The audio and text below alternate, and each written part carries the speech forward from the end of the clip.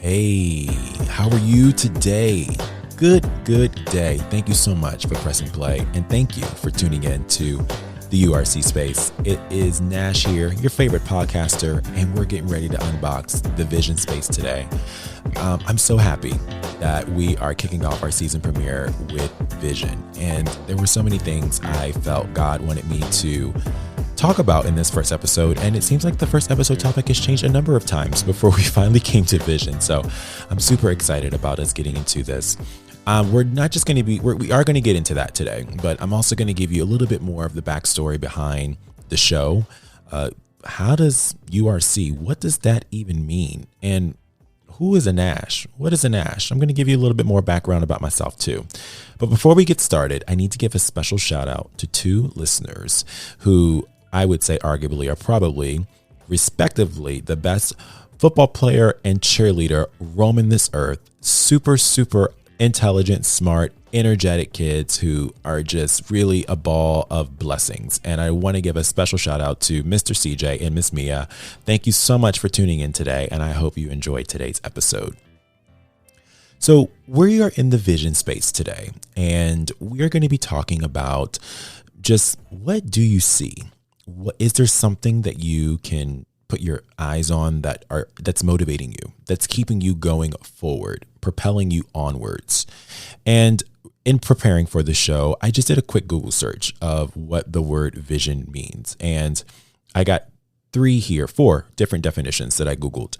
And the first one says the faculty or state of being able to see, which it just, very, very simple there. The second one is the ability to think about or plan the future with imagination or wisdom. Now, this is one that has my vibe, because I think with vision, you're tapping into being able to see something that you can't see. And I love the part of wisdom being involved in that, not just being all willy-nilly out here in these streets like, I had a vision that I was going to be with, this woman or this girl, and they're married. I'm sorry, that's not a vision. Okay, we're going to keep moving. And the third definition that I had was an experience of seeing someone or something in a dream or trance or as a supernatural experience of sorts. And of course, me growing up in a Christian home and being a Christian, whenever I hear the word vision, I always associate it with dreams. Like, you will have dreams and visions and you will see things. Yes. Like that's what I normally think of when I think of vision. And the final definition I saw was a person or a sight of unusual beauty. So in all of those definitions, we can really bring home that vision is something to do with sight, whether it be our physical sight or our internal sight. Sight is involved, and sight is involved in the sense of in the future, something that we are looking forward to achieving or attaining, or a goal that we're going to reach. And we are going to get ready to unbox all of that today. So I hope you brought your box cutter. But before we get there, I just want to tell you a little bit more about myself and how my vision has been shaped and is in the process of being reshaped. And I was born and raised in Washington, D.C. in the United States. Great part of the world to live in, great part of the world to grow up in. I lived in D.C. for about 5 years before I relocated to suburban Maryland, which is a state outside of D.C. And then after growing up in suburban Maryland, I wound up moving to Virginia, and that's where I would go and get my college degree. That's where I got my education. Well, part of my education. And I graduated from James Madison University, where I got my undergraduate degree in hospitality management. And after graduating, I went to go work on a cruise ship. Now, you just don't go get a degree in hospitality and go work on a cruise ship, right? I mean, there has to be something else involved. And my vision was I was going to become a cruise director. That was it. There was no discussion. There was no debate. Your boy was going to be a CD. And it was a lifelong dream of mine. It was always captivated with me. And I've been traveling extensively since I was about 11 years old. And that was when my mom took me on my very first cruise, and it completely changed my life. It changed the trajectory of where I was going. And I thought I was going to be a zookeeper when I grew up. And then my mom took me on a cruise, and suddenly the coolest thing to me was no longer the Chuck E. Cheese down the street from our house. It was getting on these floating pieces of metal and doing whatever that was. And I remember saying to myself after my first cruise, I don't know what this is. I don't know how you do this when you grow up. I don't know how you even start in this kind of field of or line of work, but this is where I'm supposed to be.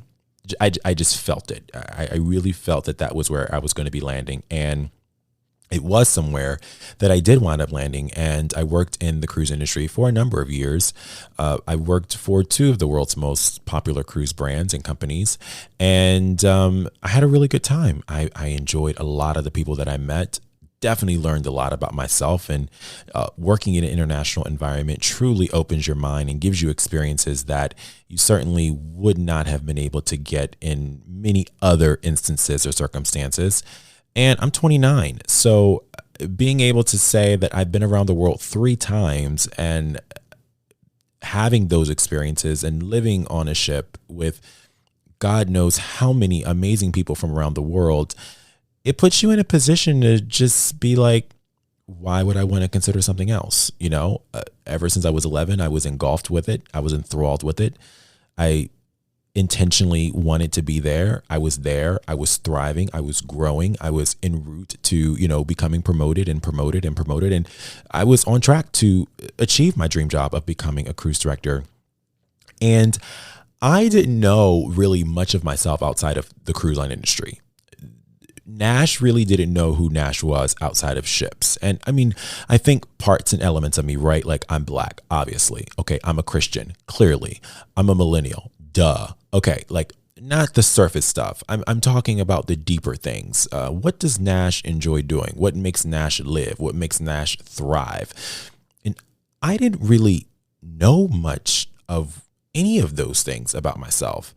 And I didn't know that I was getting ready to get a accelerated course in Nash knowing himself. And I'm pretty sure many of you who are listening right now, you got an accelerated course in Nash, or excuse me, in you knowing yourself.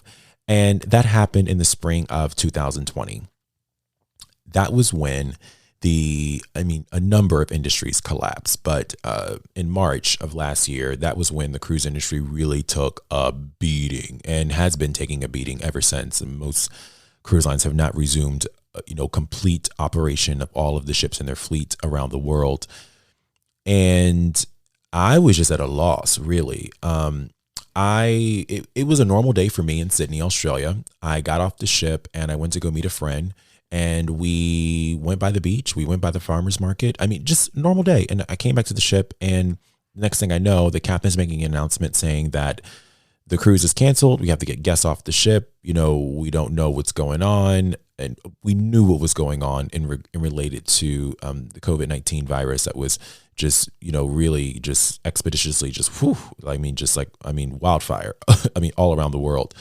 And up until that point in the year, my biggest concern were the bushfires in Australia, because that's where I was working. And I was just trying to make sure I wasn't going into any dangerous zones. And then this kind of, took the precedence over that.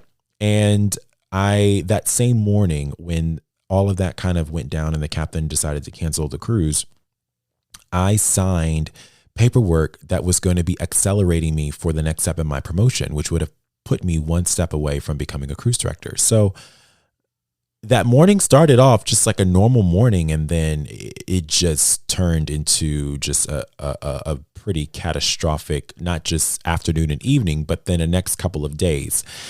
And I found myself just completely a loss for words. I didn't even know like where to begin. I am here, on the other side of the world, and I am, thriving and striving in my career, which was probably a good part of why I got up out of bed in the morning, what motivated me to do what I did every day. And all of a sudden it was just gone.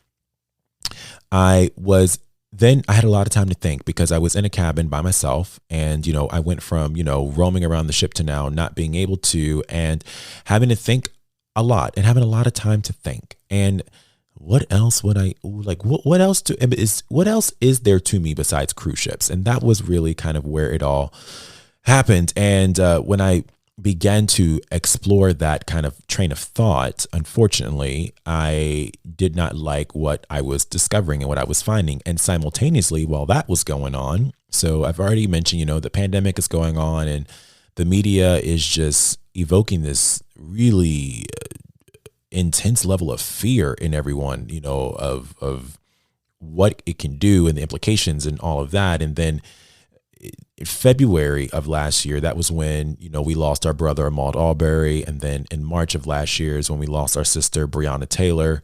And then in May of last year, that was when we lost our brother, George Floyd. George, Breonna, and Ahmaud all look like me. So I am now conflicted with who I am outside of my career. Now I'm having, you guess you can call it an identity crisis of sorts with my skin color, where I am now believing that I am like a cup of 7-Eleven coffee, too strong and too black for the world to handle. And now there are demonstrations going on all throughout the country because of their murders that happened.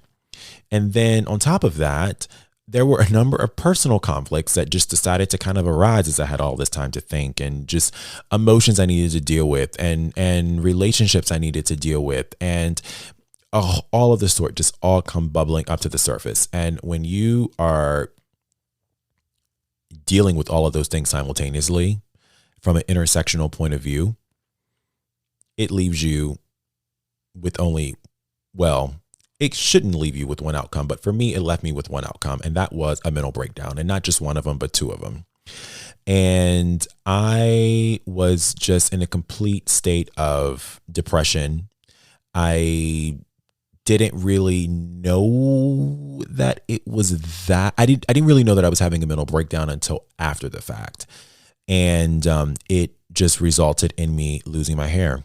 I lost all my hair. And for those who know me, I typically always wore my hair very short, but I wore it short because I wanted to wear it short. Like if I wanted to rock a fro, at least let a brother have a chance to grow a fro. And I just didn't have that when I, got back home. And so I lost my hair, which, by the way, I'm loving being bald right now. Please don't write the show and say you feel sorry for me for losing my hair. Please. I love having a bald head. Shout out to all the bald black brothers out there. Listen, y'all got to make room for me. Steve Harvey, Samuel L. Jackson. Come on now. Y'all going to have to move over because Nash is in the house. You heard me? All right. So I am really loving my bald hair. But the one thing I did not, or my bald hair, how is that even a thing? But in that moment of, me really trying to kind of figure out who the heck I was outside of cruise ships and traveling the world, I really was even in a crisis with my own faith. I felt so abandoned.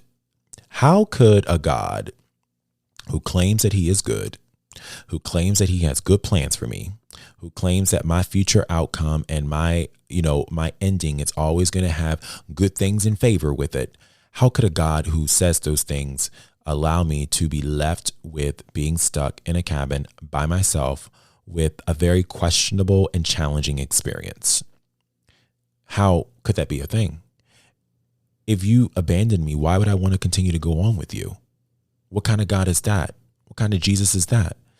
And for me, I made a decision, or I was very close to making a decision, to just completely walking away from my faith. I was not vibing with that feeling of abandonment, and I was completely 100% in the dark. Like in the dark. It was probably the second lowest point I've been in my entire life. And some of you are listening to this right now, and I'm like reading your mail. I'm not even trying to read your mail. I'm just sharing with you. I know what it's been like, and I know what it's like to be there in that dark place. And I'm thankful that I'm not there in that place anymore. But maybe, are you in that place right now? Are you heading in that place? Are you feeling that you're heading in that place? Let's keep unboxing this. So in addition to being in that dark place, right, having, racial identity issues, I'm having issues with what the heck am I going to do next with my life? Because now the only thing that I've ever known and I've invested a lot of my money into, thank you for that student loan payment that I'm still giving back to the U.S. government, well, which is actually in forbearance until September 30th. So I'm going to take advantage of that. But, like I intentionally invested myself in being in this industry and being a part of this industry. And then now I have to deal with people being people. You know how folk in the street can be. They can be real trifling sometimes. And I had to deal with everybody and their mama. Oh, I'm seeing what's going on in the news. And so like, what are you doing for work now? Now that the ships are stopped, what are you going to do now? What's next for you? That was not what I needed to hear. I really appreciate people asking. I feel like about 80% of the people asking were asking out of just sheer curiosity. Nobody was really helping me. There were three people, and the third person, is a married couple. So I consider them one because the two become one. So there were four people, but there were three people who really were checking in on me, and they weren't asking out of curiosity. They were asking out of they were hooking me up.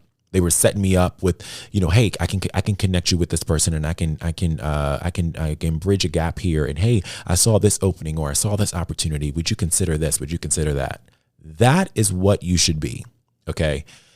If somebody is going through loss, if someone is experiencing, and it doesn't have to be a job or a career like me. I mean, it could be a home, it could be a car, it could be a reputation even, or maybe a loved one.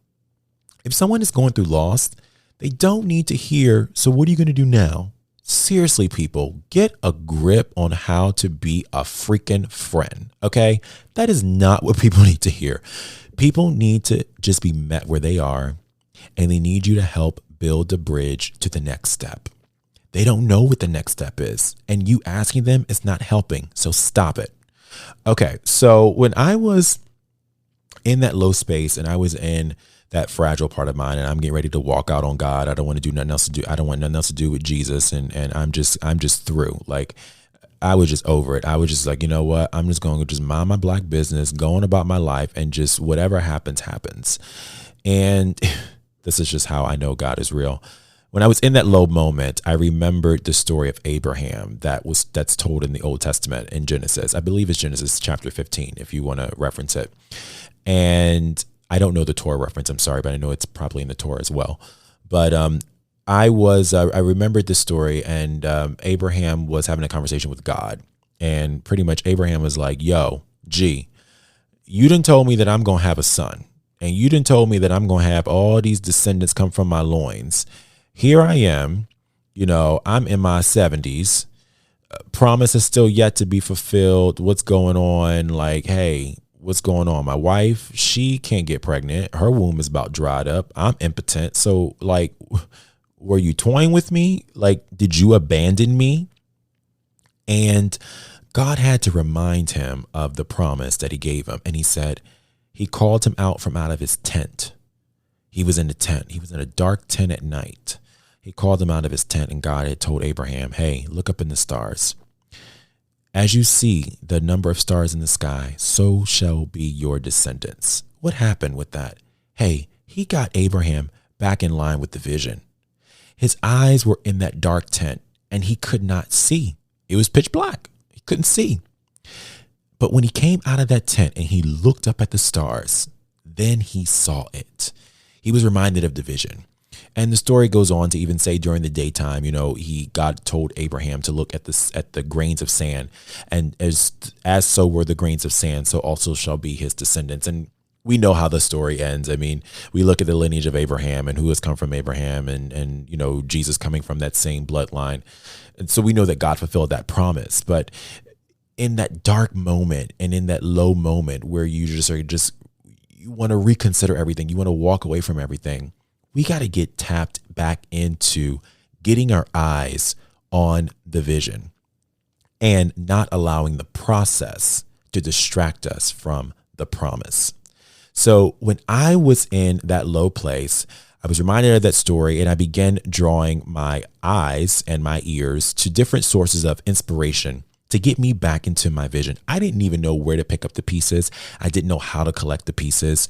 And I just was engaged with, this person who was speaking a word to me. And a lot of that actually coming out of that dark place, a lot of it came from my pastor. Oh my goodness. Apostle Mike Freeman was literally speaking life into me and over me. I mean, there were days where I didn't want to respond to anyone via text message. I didn't want to see anybody. I didn't want to be around people. I was just so low.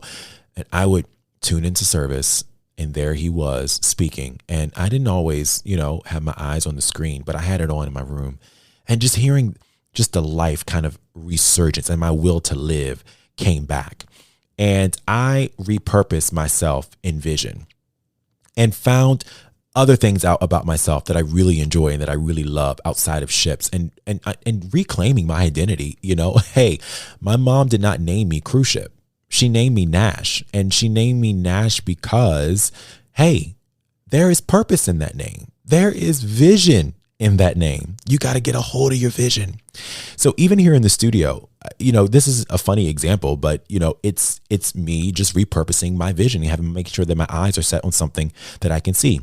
And I have a devotional here by one of my favorite singers, Mandisa, Grammy Award-winning singer. Let's put some respect on her name.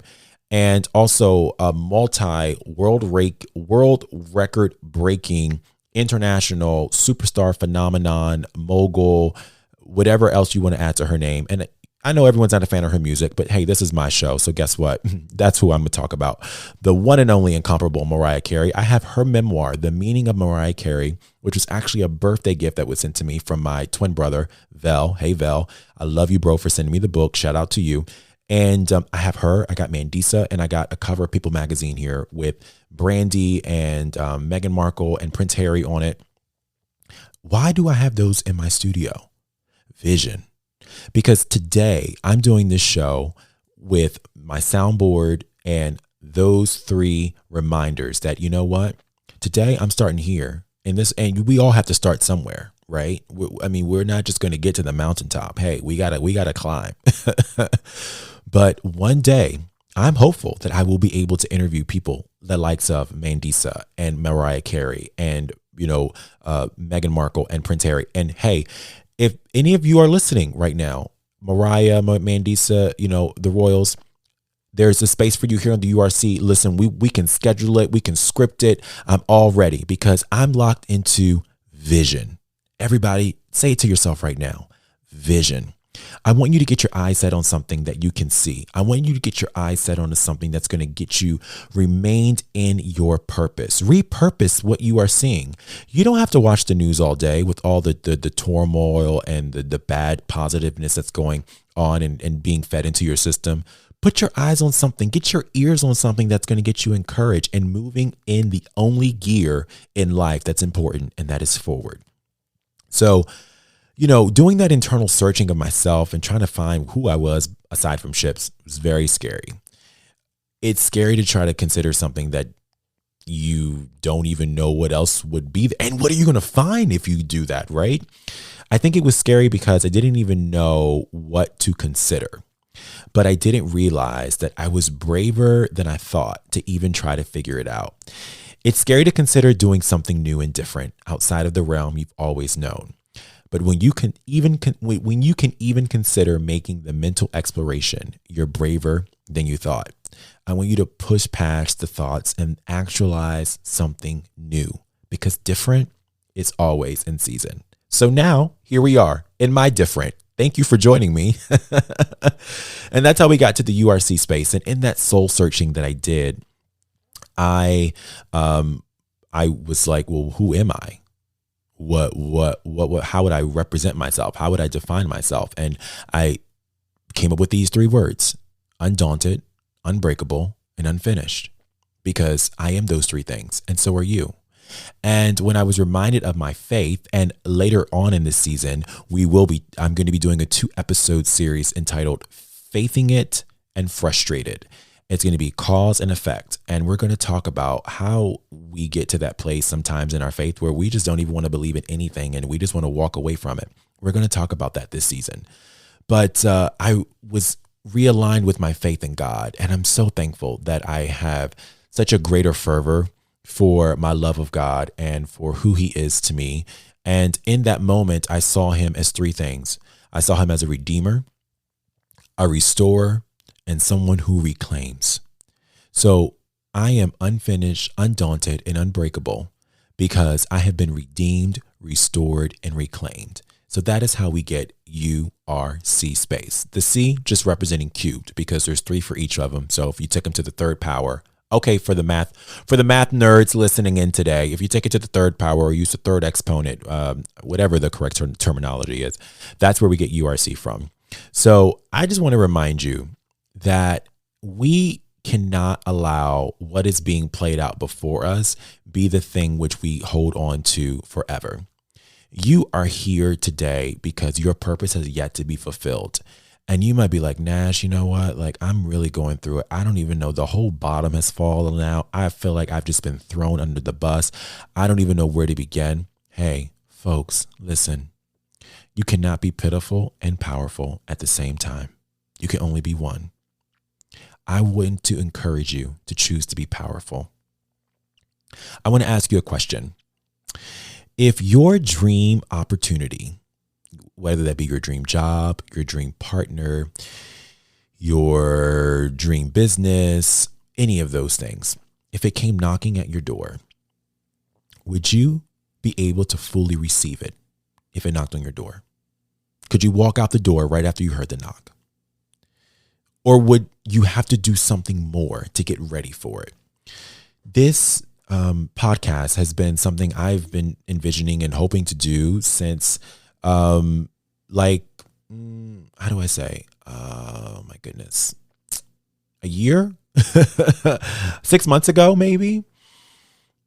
But it didn't happen overnight. I'm writing a book right now. I'm a soon to be published author. I'm so excited about sharing this book with you.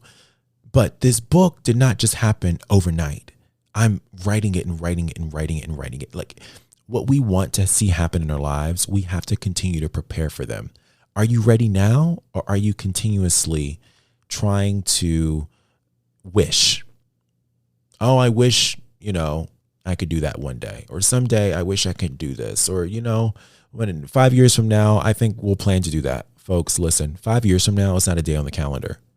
Someday is not a day on the calendar. Next week is not a day on the calendar. We've got to be intentional about this. We've got to be locked into our vision. We have to remind ourselves of the promise. And we need to pick a date and put it on Saturday, January 30th, 2021. I am going to be launching the first episode of my podcast. Boom. Hey, we got to get locked in vision. What is your vision? What are you getting locked into? I was mentioning how, my faith in God is really a big part of my life and really a lot of the essence of who I am. And I'm thankful that is what I can say. And it's not cruise ships or traveling the world or enjoying avocado toast or riding my scooter or any of the other things that I love in life. And I was reminded of a story in the Bible, another story in the Bible, in the book of Habakkuk. And let's see here. I think I'm going to start with the second verse in Habakkuk 2, verses 2-3. And the Lord had said to me and said, write the vision. There's the word vision, and engrave it so plainly upon the tablets that everyone who passes may be able to read it and easily and quickly as he hastens by. For the vision is for an appointed time, and it hastens to the end fulfillment. It will not deceive or disappoint. Though it tarry, wait earnestly for it, because it will surely come. It will not be behindhand on its appointed day. Folks, your vision is not late. It's not delayed. It's in progress and it's loading. But what are you doing while it's on its way? Have you written the vision down? Do you have it before your eyes? What have you placed as reminders before your eyes? Let's shift into it intentionally. Y'all, come on, we can do this. Let's shift into it. And so this season here on the show, we're going to be shifting into a lot of things. We're going to be unboxing a number of topics. We were going to be talking about everything from mental health to professional development. We will get into depression, we're going to be talking about a topic I really enjoy, which is forgiveness and reconciliation. And of course, I'm a Black man, so there's not going to be a full-on, a season-long episodes on this, but we will be discussing race relations, and that's a part of my worldview intersectionally. I'm a Christian, I'm a Black guy, I'm a millennial. I look at everything from those lenses, and we will have discussions about race relations. We're going to talk about dating apps and the hookup culture and online dating. And what does that mean in a pandemic? And how do you even do that? Traveling the world.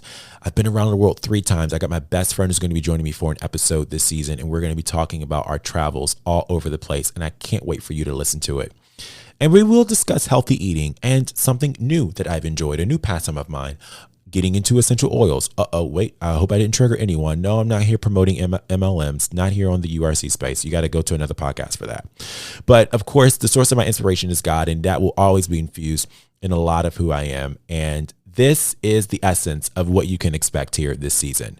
We are going to unbox something together, and we will both leave away from the episode encouraged and inspired, but most importantly, challenged to come up a little bit higher, move the notch in the needle a little bit further, and to keep moving forward. I want to close today's episode with this.